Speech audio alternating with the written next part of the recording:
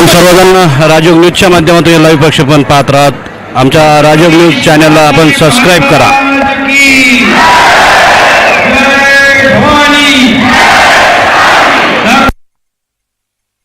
जी महाराज की जय भवानी। पुण्यश्लोक अहिल्या देवी यांना वंदन करतो। शिर्डीच्या साईबाबांच्या चरणी देखील नतमस्तक होतो आणि खरं म्हणजे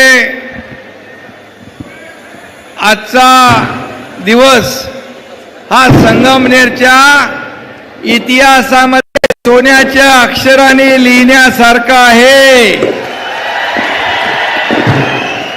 अरे एवढे वाजवले तर पळून जातील सगळे विरोधक।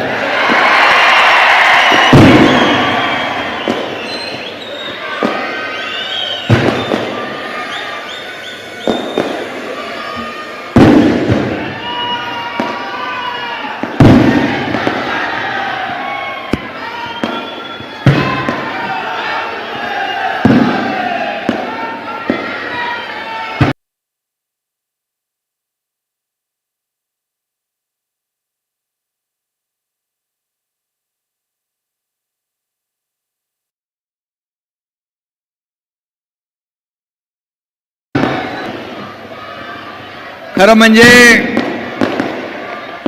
इथं उपस्थित मी येताना बघितलं, हेलिकॉप्टर मधून उतरल्यानंतर इथं यायला आम्हाला किती वेळ लागला? जवळपास 3 तास।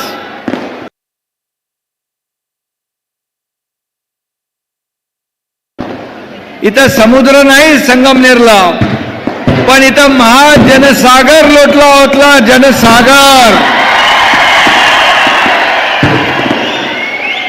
भगवं वादळ इथं पाहायला मिळालं, भगवं वादळ।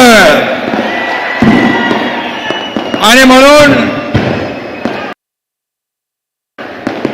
माझ्या तमाम लाडक्या बहिणींनो आणि लाडके भाऊ पण आहेत, लाडक्या भावांनो, लाडके शेतकरी पण आहेत, लाडके ज्येष्ठ पण आहेत। या तुम्ही सर्वांनी या झालेल्या विधानसभेच्या निवडणुकीमध्ये चमत्कार घडवला आणि 40 वर्षाची मक्तेदारी सत्ता उलटवून टाकली।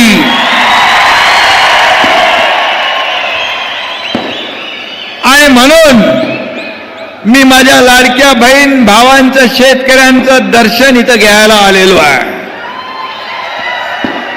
तुमच्या समोर नतमस्तक व्हायला आलोय। मी पाहत होतो येताना रस्त्यावर तर माणसंच माणसं, जनसागर।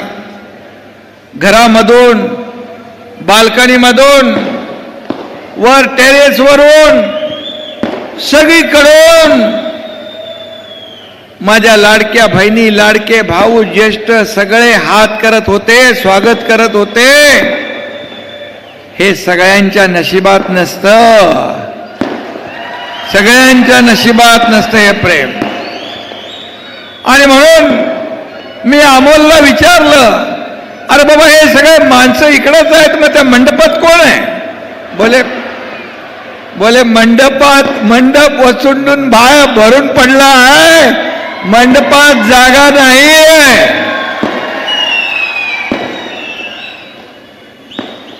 आणि बघितलं मी तिथून येताना मंडप अगदी भरून ओसंडून वाहत होता। हे सर्व तुम्ही आलेले आहात, एका प्रेमापोटी आलेला, कुणालाही भाड्याने आणलेलं नाही।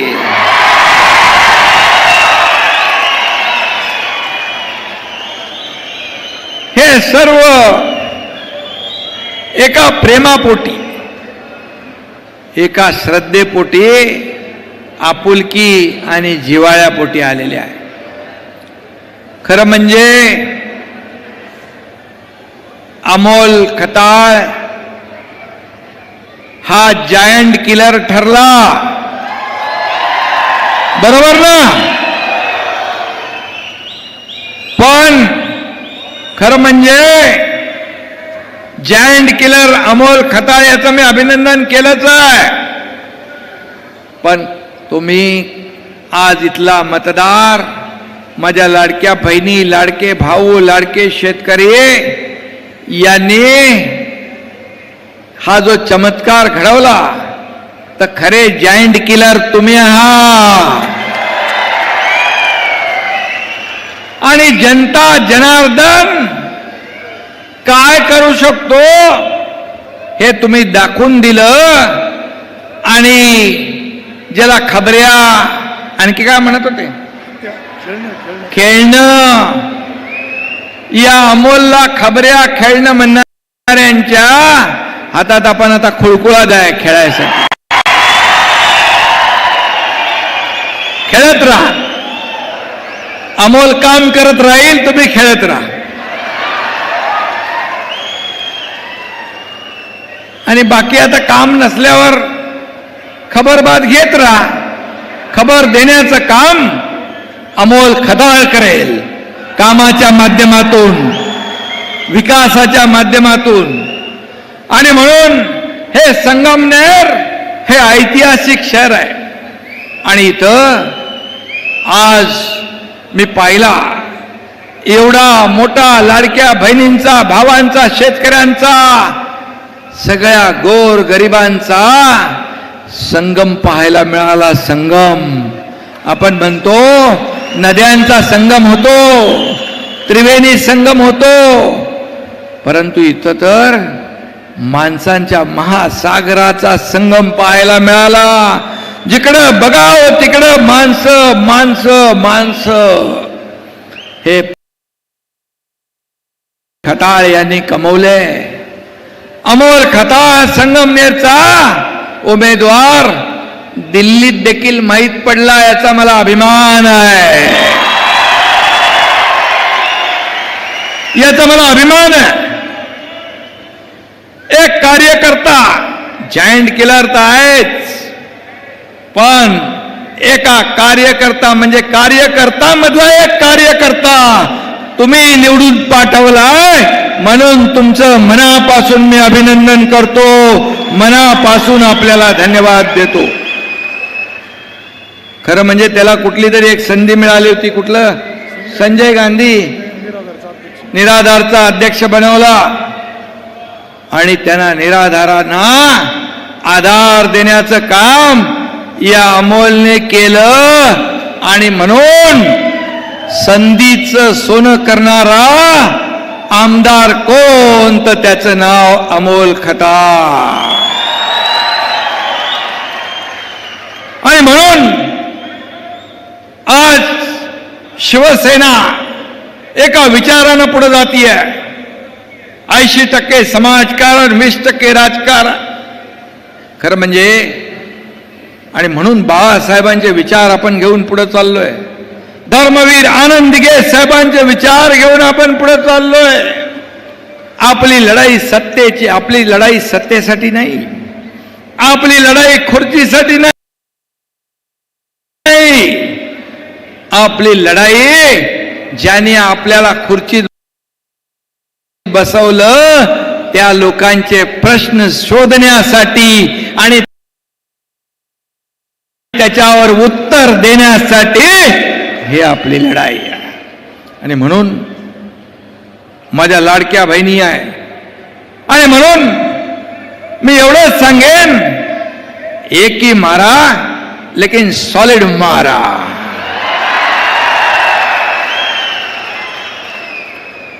जोर का झटका.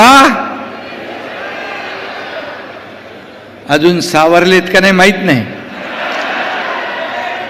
अरे अजून महाविकास आघाडीचे लोक अजून सरकार महायुतीचं आलंय हे मानायला तयार नाही. कारण त्यांनी सरकार बनवली होती, पद वाटून घेतली होती, मंत्रीपद वाटली होती, सगळं झालं होतं.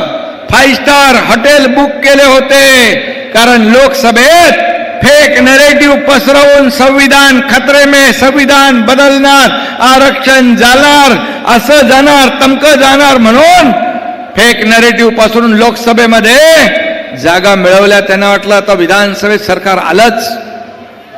पण माझ्या लाडक्या बहिणींनी त्यांची हॉटेल बिटेलची सगळी बुकिंग रद्द करून टाकली आणि त्यांना घरी पाठवलं. तुम्हाला माहित आहे अमोल, तू आता 40 वर्षाची सत्ता उलटवून टाकली या सर्व लोकांच्या आशीर्वादाने.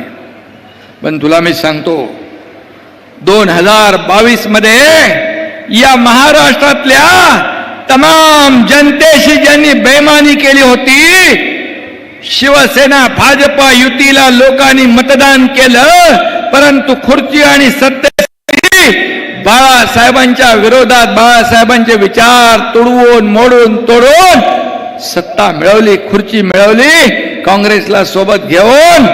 आणि या महाराष्ट्रातल्या तमाम मतदारांचा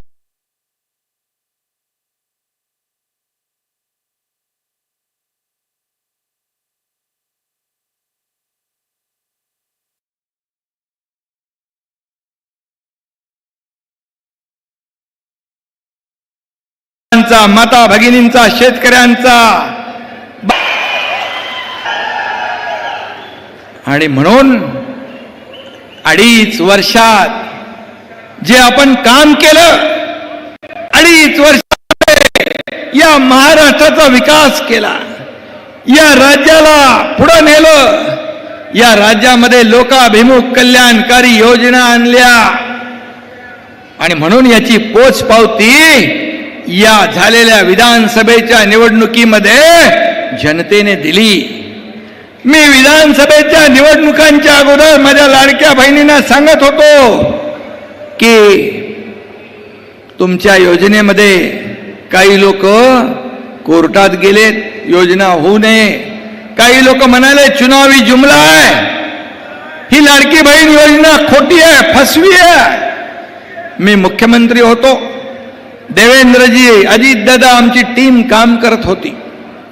मी लाडक्या बहिणींना फक्त एवढंच सांगितलं, निवडणुकांसाठी मतं मागायला आले की त्यांना फक्त या सावत्र आणि दुष्ट भावांना, ज्यांनी तुमच्या योजनेत खोडा घातला, त्यांना चांगला जोडा दाखवा. माझ्या लाडक्या बहिणींनी लाडक्या भावाचं एवढं तंतोतंत ऐकलं की तो जोडा 5 नंबर, 6 नंबर, 7 नंबरचा नाही, तर तब्बल 232 नंबरचा जोडा हाणला. 232 जागा आल्या आपल्या महायुतीच्या. आतापर्यंत महाराष्ट्राच्या इतिहासामध्ये कधीही एवढा मोठा दैदिप्यमान 232 आमदार महायुतीचा हा विक्रम तुम्ही केला, हा पराक्रम तुम्ही केला. लाडक्या बहिणींनी, लाडक्या भावांनी. आणि लाडक्या बहिणींनी पण सांगितलं माझ्या मेवण्यांना, सगळ्यांना, म्हणाले बिलकुल ऐकायचं नाही, आता काय आम्ही सांगतो तेच ऐकायचं. आणि धडाधड धडाधड धडाधड या ठिकाणी आमदार आपले निवडून आले. आणि मी आपल्याला एवढंच सांगतो, 2.5 वर्ष या एकनाथ शिंदेला जेव्हा मुख्यमंत्री पद मिळालं, तेव्हा एकनाथ शिंदे आणि आमची देवेंद्रजी, अजितदादाची टीम पायाला भिंगरी लावून या महाराष्ट्रामध्ये फिरली आणि सर्वसामान्य माणसाला न्याय देण्याचं काम केलं. मला आठवत आहे, लाडकी बहीण योजना तर आम्ही केलीच. मी तुम्हाला सांगतो, जी लाडकी बहीण योजना सुरू झाली आहे ती कधीच बंद होणार नाही. काही लोकांचे हप्ते मागे पुढे झाले असतील, पण तुम्हाला सांगतो सगळ्यांना ही योजना कायम लागू राहील, ती कधी बंद होणार नाही. शेतकऱ्यांची योजना कष्टकऱ्यांची योजना, ज्या ज्या योजना आम्ही सुरू केल्यात या सर्व योजना आम्ही टप्प्याटप्प्याने पूर्ण करणार. कारण आमचं सरकार प्रिंटिंग मिस्टेक म्हणणार नाही. कारण पूर्वी एकदा काँग्रेसच्या सरकारमध्ये वीज मोफत देतो म्हणून बिल निवडणूक काळात थांबवली, जिंकल्यानंतर पुन्हा बिल पाठवली. म्हणाले निवडणुकामध्ये सगळंच काही सांगितलेलं द्यायचं असतं का? असे आम्ही नाही. आम्ही दिलेला शब्द पाळणारे आहोत.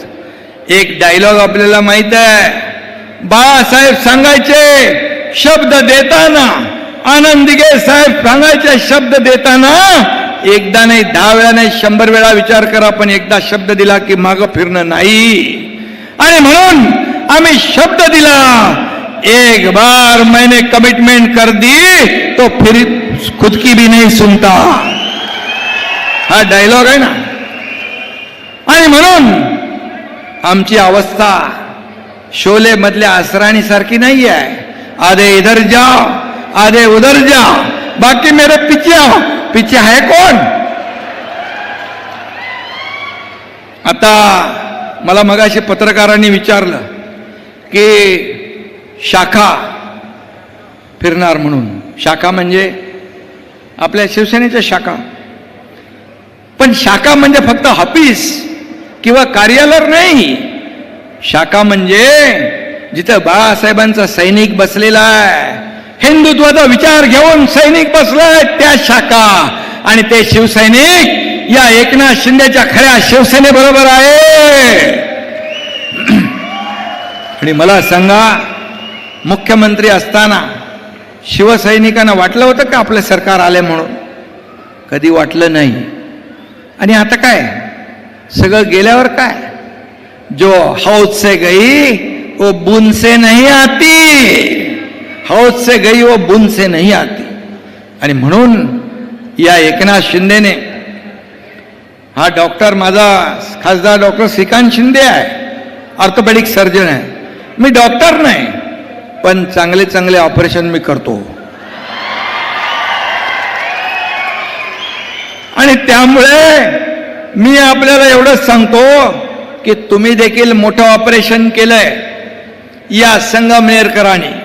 कारण तुम्ही पाहिलं 40 वर्ष इकडं सगळं त्यांचंच. साखर कारखाना, कॉलेज, दूध संघ सगळं कोणाचं होतं. आणि मग साखर पण माझी, दूध पण माझं, चहा पण माझी, बिस्किट पण माझं. मग सगळी मलाई तुम्हाला आणि जनतेला काय धतुरा. आणि मग त्या जनतेने दाखवलं की हा मलाई खाणारा माणूस नाही, हा सेवा करणारा माणूस आहे. सेवा करणारा, हा मेवावाला माणूस नाही, हा सेवावाला माणूस आहे. आणि म्हणून त्याला तुम्ही निवडून दिलं. मी आपल्याला एवढंच सांगतो, वेडे झालेत पार, काही पण बोलायला लागलेत. त्यांना अजून काय ते एवढा मोठा 440चा झटका आपण दिलाय की त्यातून बाहेरच येत नाहीत. म्हणाले वोट चोरी झाली, वोट चोरी झाली, वोट चोरी झाली. मला सांगा, 50-60 वर्षामध्ये 50-60 वर्ष झाली. या 50-60 वर्षामध्ये काय काय चोरलं? या ठिकाणी स्वाभिमान त्यांचा पळवला, अभिमान पळवला. या ठिकाणी किती मोठा भ्रष्टाचार 50-60 वर्षात केला. मला सांगा, 2014 पूर्वी प्रधानमंत्री मोदी साहेब प्रधानमंत्री जेव्हा व्हायच्या अगोदर तुम्ही दररोज पेपरात वाचत होता ना, हा घोटाळा, तो स्कॅम, अमका घोटाळा, कोळसा घोटाळा. हा, अरे बाबा, चारा घोटाळा पण झाला, कोळसा पण झाला आणि शेण घोटाळाही झाला. शेणही सोडलं नाही. आणि म्हणून या ठिकाणी यांचं सगळं गेलंय, म्हणून त्यांचा मेंदूही चोरीला गेलाय, त्यांचा स्वाभिमानही चोरीला गेलाय, त्यांचा अभिमानही चोरीला गेलाय. कपन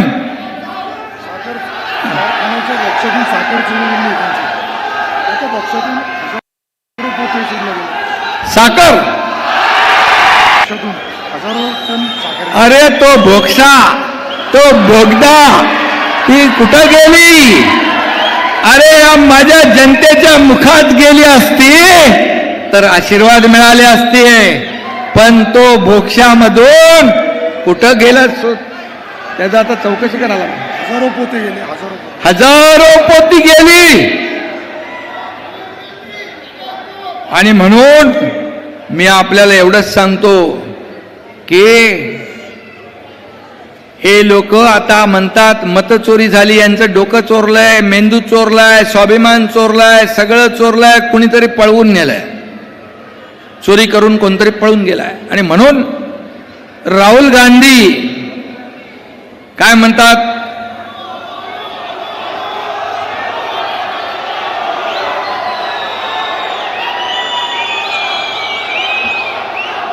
नाही, काय म्हणतात?